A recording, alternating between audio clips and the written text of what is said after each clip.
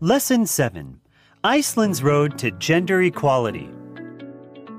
Iceland is a small island nation known for its breathtaking landscapes, boiling mud pools, and stunning views of the northern lights. But how many people know that this country, with fewer than 400,000 people, is also home to the world's most gender-balanced society?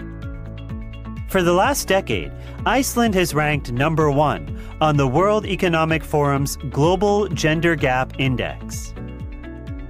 The path to equality began on October 24, 1975, when 90% of the female population participated in the Women's Day Off to protest against wage inequality and other gender-related social injustices. That day, instead of going to work, cooking meals, looking after children, or doing domestic chores, Icelandic women, hoping for a change, took to the streets in protest. With the majority of women going on strike, the country fell into complete chaos. Banks and factories came to a standstill, as many of their employees were women. Flights were grounded because there was no one to provide service. And without actresses, theaters had to cancel performances. Additionally, mothers striking all day long simply left children in the care of their husbands.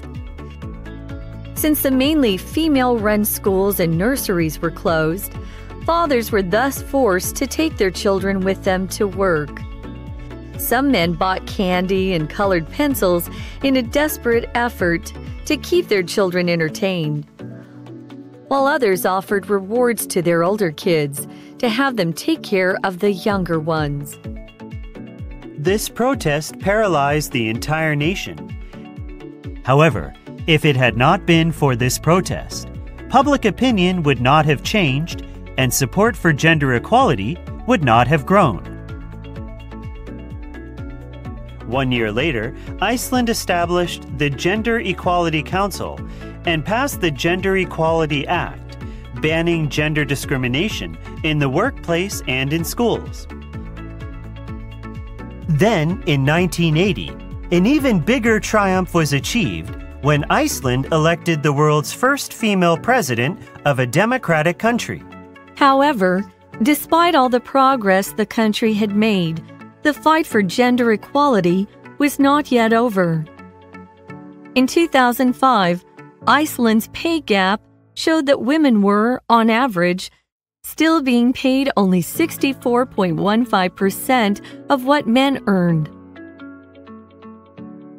So, on the 30th anniversary of the Women's Day Off, women organized another strike.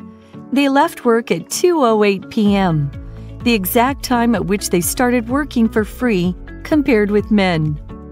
In 2016, women in Iceland again left work early, this time at 2:38 p.m. This was to remind people that the average woman still earned just 70.42% of the salary usually given to men. Finally, Iceland decided to get tough on inequality. In 2018, it became the first country to legally demand that men and women be paid equally. The revolutionary new law requires that companies with at least 25 employees obtain a certificate proving that they were following national equal pay policies. Otherwise, they would face heavy fines. Today, this Nordic wonderland has some of the world's strictest laws on workplace equality. Despite having achieved so much, the country continues to take bold steps to eliminate gender discrimination and become a fairer society where every person is treated equally.